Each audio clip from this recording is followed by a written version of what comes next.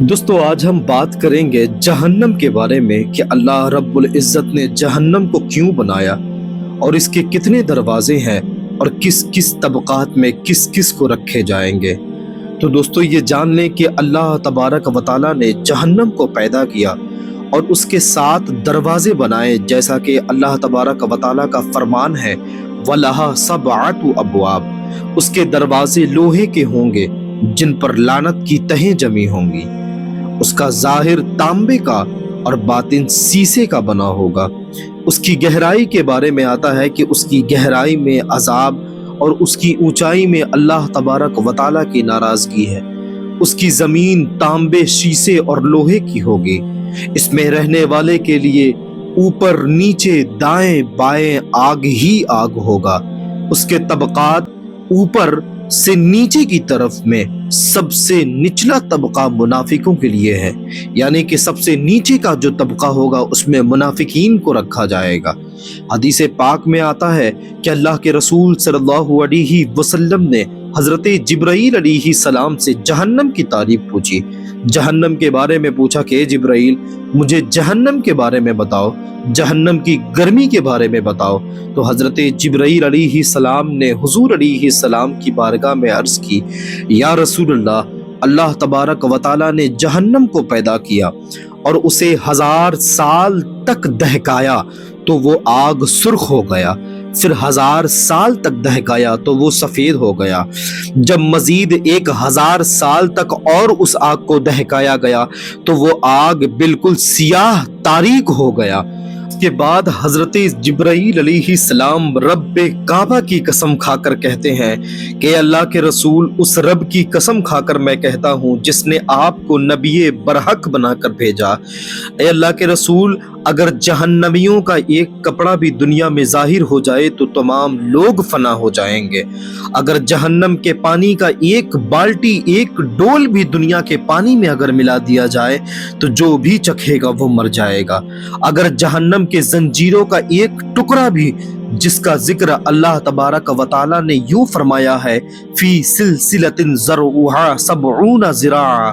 کہ ہر ٹکڑے کی لمبائی مشرق اور مغرب کی لمبائی کے برابر ہے، اگر اس سے دنیا کے کسی بھی بڑے بڑے پہاڑ پر اگر اس زنجیر کے ایک ٹکڑے کو بھی رکھ دیا جائے تو وہ ایک چھوٹا سا ٹکڑا پورے پہاڑ کو پگھلا دے گا۔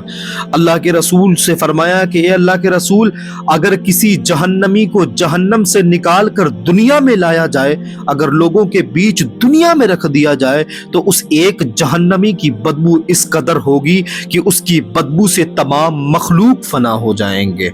حضور علیہ السلام نے حضرت جبرائیل سے کہا کہ اے جبرائیل یہ بتلاؤ کہ جہنم کے دروازے کا کیا معاملہ ہے، جہنم کے دروازے کیا ہمارے دروازے جیسے ہوں گے؟ حضرت جبرائیل عرض کرتے ہیں کہ یا رسول اللہ بالکل نہیں، وہ مختلف طبقات میں بنے ہوئے ہوں گے۔ جہنم کے دروازے الگ الگ کیٹیگریز میں بنے ہوں گے، کچھ اوپر اور کچھ نیچے ہوں گے، اور ایک دروازے کا درمیانی فاصلہ 70 سال کا ہوگا۔ ہر دروازہ پہلے دروازے سے 70 گنا زیادہ گرم ہوگا۔ آپ صلی اللہ علیہ وسلم نے ان دروازوں میں رہنے والوں کے تعلق سے پوچھا کہ اے جبرائیل ذرا یہ تو بتاؤ کہ ان دروازوں کے اندر کس کس طبقات میں کس کس دروازے کے اندر کس کس لوگوں کو رکھا جائے گا۔ حضرت جبرائیل علیہ السلام نے اس کا جواب دیتے ہوئے فرمایا یا رسول اللہ، سب سے نچلے طبقے کا نام حاویہ ہے، یعنی یہ وہ طبقہ ہے جو جہنم کے دروازوں میں سے سب سے نچلا طبقہ ہوگا، اور اس میں منافقین رہیں گے، اس میں منافقوں کو رکھا جائے گا، جیسا کہ فرمان الہی ہے ان المنافقین لفی الدرک الاسفل۔ دوسرے طبقے کا نام جہیم ہے، اور اس میں مشرک کو رکھا جائے گا، وہ لوگ رہیں گے اس میں جو اللہ تبارک و تعالیٰ کے ساتھ شرک کیا کرتے تھے، مشرکین کو جہیم کے اندر رکھا جائے گا۔ تیسرے طبقے کا نام سقر ہے، اور اس میں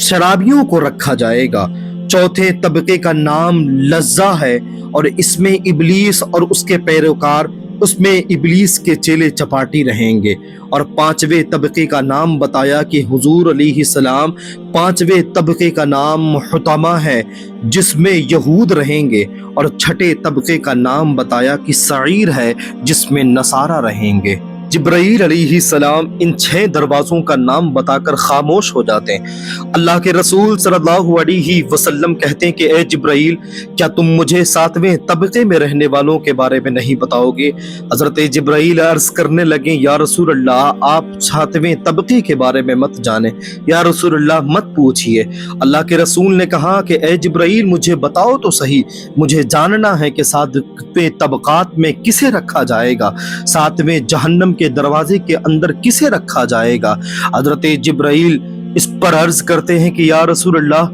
اس طبقے میں آپ کے وہ امتی رہیں گے جو گناہ کبیرہ کے مرتکب ہوں گے، جو گناہ کبیرہ کیے ہوں گے۔ یا رسول اللہ، اس دروازے کے پیچھے آپ کے ان امتیوں کو رکھا جائے گا جو گناہ کبیرہ کیے ہوں گے اور بغیر توبہ کے مر گئے ہوں گے۔